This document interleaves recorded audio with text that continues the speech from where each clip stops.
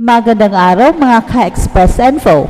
Ang Gilas Pilipinas ay nakatakdang harapin ang New Zealand at Chinese Taipei sa darating na February para sa FIBA Asia Cup 2025 qualifiers. Bagamat may mga hamon tulad ng injury ni Kai Sotto, nananatiling malaki ang bentahe ng kupunan laban sa dalawang kalaban. Noong November 21 ng nakaraang taon, nakamit ng Gilas ang kanilang unang panalo laban sa New Zealand sa FIBA competition na may score na 93-89. Ang tagumpay na ito ay nagbibigay ng malaking boost sa kumpiyansa ng kupunan. At sa parehong window, pinalo ng Gilas ang Hong Kong 93-54 na siyang nagpapatibay sa kanilang momentum. Ang sunod-sunod na panalo ng Gilas ay nagdulot ng mataas na kumpiyansa sa kupunan. Ang momentum na ito ay mahalaga sa basketball dahil ang positibong pag-iisip ay maaring magdala ng mas mahusay na performance sa mga susunod na laro. Ang paniniwala na kaya nilang talunin ang sinumang kalaban, lalo na ang mga tinalo na nila tulad ng New Zealand at Chinese Taipei, ay nagbibigay ng psychological edge sa kanila. Ang Gilas ay may advantage sa aspeto ng cohesiveness. Maliban kay Kai, ang pangunahing roster ay nananatiling buo na siyang nagpapahintulot sa kanila na mapanatili ang chemistry na nabuo sa mga nakarang laro.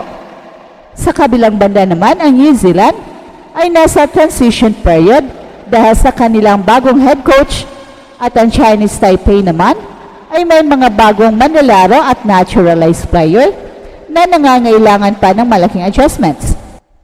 Si Coach Tim Cohn ay kilala sa kanyang kakayahan na pagsamahin ang mga pinakamahusay na manlalaro ng bansa sa isang cohesive na unit. Ang kanyang sistema ay nakatuon sa teamwork at efficiency na nagresulta ng mas magandang performance ng kupunan. Ang fine-tuning na lamang ng kanilang sistema ang kinakailangan upang mas mapabuti pa ang kanilang laro. Noong January 5, si Kai ay nagtamo ng torn ACL sa kanyang kaliwang tuhod habang naglaro siya para sa Koshigaya Alpha sa Japan B-League. At dahil dito, inaasang hindi siya makakalaro ng 6 na buwan na nangangahulugang hindi siya makakasama sa darating na window ng FIBA Asia Cup 2025 qualifiers. Bagamat malaking kawalan si Kai, ang Gilas ay may malalim na roster na maaring punan ang kanyang pagkawala. Ang mga veteranong manlalaro tulad ni Junmar Fajardo at Chapit Aguilar ay maaring mag-step up upang punan ang void na iniwan ni Kai. Bukod dito, ang naturalized player na si Justin Brownlee ay patuloy na nagbibigay ng solidong kontribusyon sa kupunan. Ang New Zealand ay nasa proseso ng pag-adjust sa kanilang bagong head coach na maaring magdulot ng kawalan ng stability sa kanilang laro. Samantala, ang Chinese Taipei naman ay may mga bagong manlalaro at naturalized player na nangangailangan pa ng oras upang makapag-develop ng chemistry. Ang mga pagbabagong ito ay maaring magdulot ng kahirapan sa kanila sa pagharap ng isang well-coordinated na kupunan tulad ng Gilas. Well, sa kabila ng hamon na dulot ng injury ni Kai, nananatiling matatag ang Gilas Pilipinas sa kanilang layunin na makuha ang panalo laban sa New Zealand at Chinese Taipei sa darating na February. Bagamat isang mahalagang bahagi ng kupunan si Kai, ang malalim na talento ng iba pang miyembro ng Gilas ay nagbibigay sa kanila ng sapat na lakas upang mapunan ang kanyang pagkawala.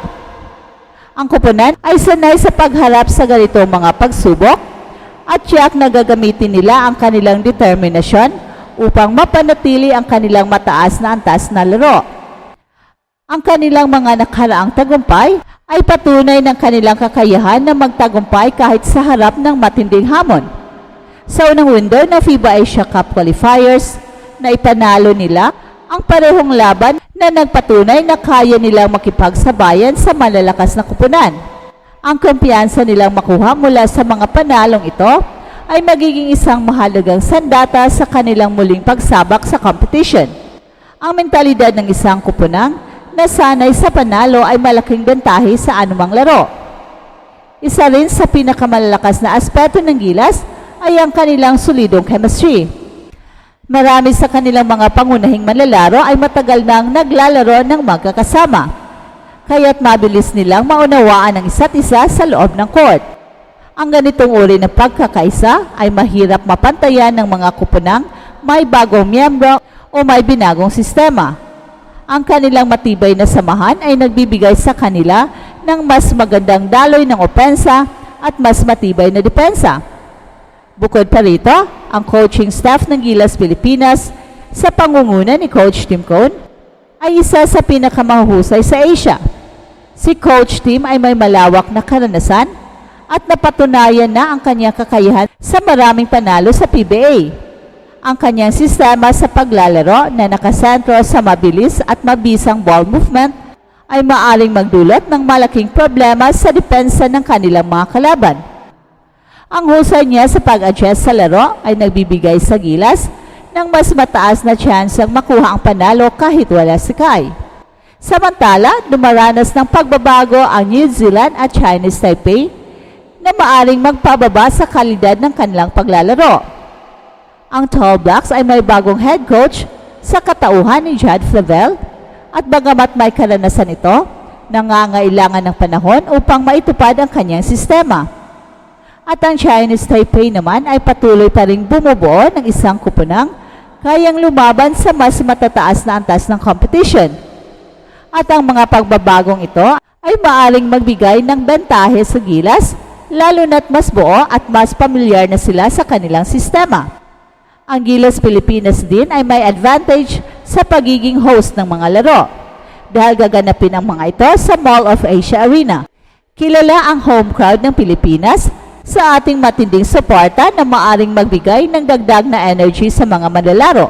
Sa mga nakaraang laban, napatunayan na ng Gilas na kapag naglalaro sila sa harap ng kanilang mga kababayan, mas lumalakas ang kanilang laro. Ang sigaw at suporta ng libo-libong Pinoy ay maaring magdulot ng pressure sa kanilang mga kalaban at maging inspirasyon sa ating kupunan. Kahit wala si Kai, meron pa ring malalaking manlalaro ang Gilas na kayang punan ang kanyang pagkawala. Naroon si Junmar Fajardo na may malawak na karanasan sa international basketball at kayang dominahin ang paint. Hey, hey, hey! Attention mga kapatrol! Get ready for an epic giveaway! Once Express Info hits 150k subscribers, one lucky winner will win the incredible Oppo Reno 11F 5G smartphone. Here's how to join. Step 1. Subscribe to Express Info right now. Step 2. Like this video. Then step 3. Comment anything good and positive about our idol Kai Soto. Super easy. Just subscribe, like, and comment.